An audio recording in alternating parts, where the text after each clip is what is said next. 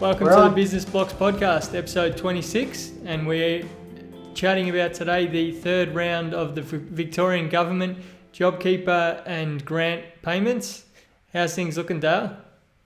Well, we're back at it again. So it's most likely going to be the last of the grants. So the state government has announced an incentive package that they're hoping to get the people through that last bit of the lockdown. And then there seems to be a portion of it that will get things up and running again. There's a lot of inner city focused stuff and a lot of focus on getting people the equipment they need to start running things. Still a lot of areas where people have missed out. There's still, the compensation isn't anywhere near enough to keep your businesses running. But in keeping in the time, it's the same amounts getting rolled out again. This is for the inner city, so the metropolitan Melbourne area. But yeah, it's more money again, more money. Okay. So two things I wanted to cover off is, first I wanted to chat about the eligibility of the grants and what industries it's affecting. And then also I just wanted to get your thoughts on how we should spend the potentially last grant money leading into the reopening of Victorian businesses. And then we'd just really discuss how to best use those funds, or if there is an opportunity to save the funds for a later period. So if you want to run through the first $10,000 grant. Okay, so the first one is the it's the wages one again. So if you're an employer in Melbourne, if you have accessed the JobKeeper program, and if you have a premises inside the metropolitan Melbourne, then you're able to receive either a $10,000, $15,000 or $20,000 grant. Now that grant goes up based on your wages. So if you've got wages under $650,000, then you are eligible for the $10,000. Over $650,000 to $3 million, you are eligible for $15,000, and over $3 million, you're eligible for $20,000. Now, I'm 90% sure what they mean as payroll is just your wages, so it doesn't include super. I haven't looked into it, and I'll probably wait until Friday when they announce everything to sort of get into the detail. But it just seems to be, your base wages figure. So, yeah, and they haven't said the base year on when it relates to that. I don't know if it's the current year or whether it's the previous year. Assumptions, it's probably the previous year. So 2020, yeah. It's 3 months past the financial year, so they should have that ready. And then also there's a payroll tax deferral. Yes, deferral, which we don't believe is actually getting out of payroll tax. So for the whole, and so this was broken down into two announcements. There was the business support component, and then the business adaptation component.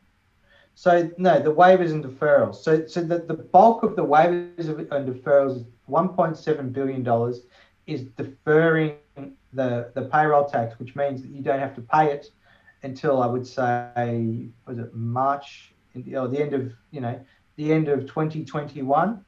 Yeah, it doesn't mean you don't have. Yeah, you don't have to pay it. It doesn't mean you get out of it. It just means it gets deferred. So I think, I don't know if that's going to do many favors for a lot of people. It may shore up cash flow in the short term, but it's going to push off a big burden that I would say that they're going to give you plenty of time to pay at the end. Well, we just have to be, payroll tax is 5%. If your business is 5% short on cash flow, there's not many issues to worry about. It's not a huge deal. It just seems like it's just going to be another thing tacked on at the end if you do defer it. It just looked like it. So with the waivers and deferrals, it was a $1.8 billion announcement with $1.7 billion in payroll tax. So it was like the only thing that they could basically do. So everything else is just minor. And what about the industry based grants and things they're looking to announce? What they're trying to do, and what they seem to be doing, is focusing on getting inner city Melbourne up and running again. So that there seems to be so there's a bunch around hospitality, so that they know hospitality has been hard hit. So there's additional grants of up to $30,000 for clubs, pubs, hotels, bars, restaurants, reception centres, anything like that. They haven't released the details of how you cease that. They've waived all liquor licensing fees for 2021, so no one has to pay any of their liquor licensing fees. They have also set up a bunch of smaller grants which allow specifically inner city businesses to get funding towards setting up outdoor spaces like rooftop spaces, courtyards, things like that. There was also another smaller announcement for other businesses outside of inner city Melbourne to do the same thing. So it just looks like a bit of money to support the restaurant and hospitality industry. They were the two big ones. They were $30 million for cultural events inside the inner city and $40 million for improving the physical CBD scape. So of what people can probably access, it's the inner city restaurants, cafes, that sort of thing. There will be funding to change the way you operate, so to adapt to a way where you can seat people outstairs, take advantage of that outside. So hasn't been opened yet, hasn't been released. We don't know the details, but they will be coming. There also was a small announcement for sole traders. So it's specifically mentioned in this one. There's a $3,000 grant for small traders in specific industries. So they did list the industries, which was retail, accommodation, food services, creative and media, hairdressing, gyms, events, education, and training who operate from a commercial premises. Now, I don't know if it's just training that operates from a commercial premises or it's the whole lot. So the last statement is and training that operates, education that operates from a commercial premises. I would think it's all of them. So you need to be a sole trader with a premises, because all the other grants seem to focus on that you needed to have a business with a premises because they were the ones that were most disadvantaged. Other than that, there's a couple of smaller things that were announced. There was an export type grant which helped you connect to if you had supply chain issues or if you had inabilities to get your things overseas due to COVID. And there was getting your business online vouchers. So I think that was more of a training program that was announced to assist small businesses and sole traders in turning their business into an e-commerce type business. From what we could see, it was like 4 vouchers, not a huge announcement. But other than that, the big ones are the 10 grand for the employers, 3 grand for the sole traders, and the other, I think it's 5 to 10,000 to get your business ready for outside dining. So, yeah, it's very small amount of money. So you're a cafe, you haven't been operating for 3 months, and then here's 5 grand to buy some umbrellas and chairs for outside. Don't necessarily know how that's going to... Would you not just take the money and try and then, I'll have to close up? No, heaven forbid. I think it's...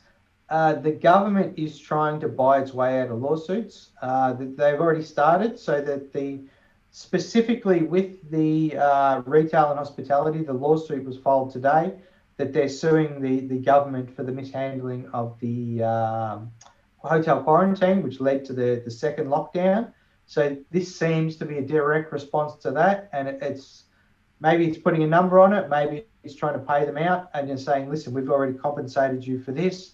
We've already given you JobKeeper, we've already given you a bunch of other things. You've been well enough compensated. I think that's the reasoning. Okay. Good. Again, the $3,000 figure for sole traders, a month's rent, 2 months' rent. Won't do a lot, yeah.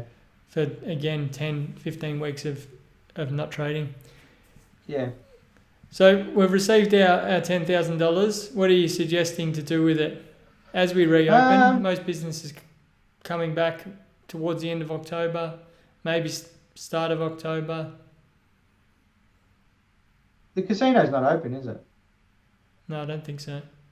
Nothing is. Well, I got no suggestions. I don't know what to do with it. Pokies aren't open. There's no pokies available. No. Well, what I would be doing is it'd probably be an advertising sort of campaign. So I know there's a lot of online things you can look at to learn about how to use Google ads and Facebook ads and things like that. Facebook ads generally have a very good result. You can get a very good result with more very targeted type of ads. If you put in a bit of time, spent a couple of thousand on that, I think you may be able to get ahead of the curve. I think a lot of people are going to need it for cash flow. This last lockdown did bite a bit. JobKeeper has come in to save the day. Other than that, I think advertising, refreshing your look, refreshing the thesis and the ethos of the business seems to be a good time for that. So that then when you relaunch, you're relaunching something new, that you've looked at what you've done, for the past year or two, and you're focusing more on the people who are your clients. So you focus more on them, you target them with your advertising, you target with the way your online looks, and then you just save a little bit of it. That's probably how I'd play out. Other than that, or Tom Waterhouse. Yeah, sports. Gamble responsibly. But yeah, exactly. Yeah, so like we spoke about last week, creating the plan and the business purpose, the $10,000 can potentially use as a Kickstarter for your new product offering or service offering and rebrand or whatever you're refreshing your business with.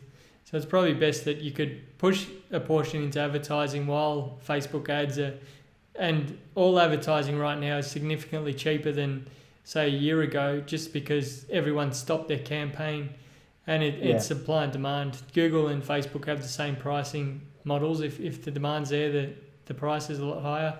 But right now, companies, if it's for various reasons, have all cut back on what they do. So there's definitely opportunity with that. And what better time with your new purpose and brand?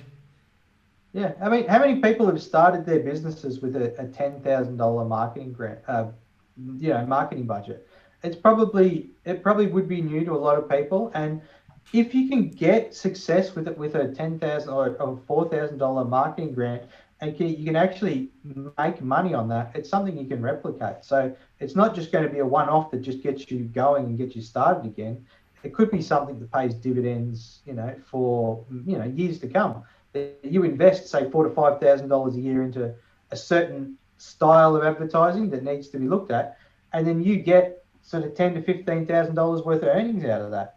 So whether you're selling a product, whether you're selling a service, it's different for everyone. But it's sort of the old adage: learn how to fish, eat for a lifetime. Give someone a fish hook, and they eat fish hooks for dinner. So it's just about it's about trying something. You've got the money. It's something that very successful businesses do need, and something that they do regularly. So all the very successful businesses do spend a lot on advertising, and they don't do that for no reason. Yeah. And before you start advertising, what we'll be talking about next week is your service, providing your right service for your industry, and we're going to discuss creating the product offering. So I think that's probably the first step before you actually put the money into anything. It's very easy to just sign up to something, pay for something, and the money disappears. But if you don't have a strategy or a product or service behind that advertising, you will be throwing money down the toilet. So I think that's what we'll continue on next week, and hopefully move away from high-level grants will be announced on Friday, but then outside of that, it'll all be in the past. And like COVID, we should all be moving forward. We're all in this together. Yeah. Exactly. And that's what we're going to do. So we're going to start now moving away from the COVID, the funding, the government assistance, and we're sort of going to look to sort of build up and how to build up and get away from, take what you've got, make it better, and then resell it, sort of thing.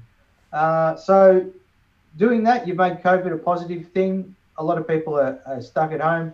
Probably an extra 2 hours, hour a day that they're not traveling. Let's put that to work. But I say is don't be very hesitant before you give your money to other people. Be very hesitant about just slapping it on Facebook advertising or Facebook's pretty easy. So Facebook's probably the better one out of the two. Google can get very expensive for little result. But long term, there is SEO. SEO does work, but it probably takes 6 to 12 months to give you a result. So it may be another area you want to look into. SEO is getting traffic towards your website. So it's about people generating. They generate a positive image that Google sees your website in the world, and that drives traffic to your website. So start to talk to people, see what results they're going to get you, take the money, and spend it on trying to grow the business. That's where I would spend it. Okay. Well, thanks a lot for your time, Dale. Your office looks like it's improved a lot since the last few episodes. You've cleaned the place up, which is a nice look. Yeah, we redid everything, so we've set new things up. We're going well. We're going for the clean look. Minimalist, very much so. Exactly. Oh, we just sold everything. Okay, well, I'll chat to you again next week. I'll see you later. Thanks. See you, mate.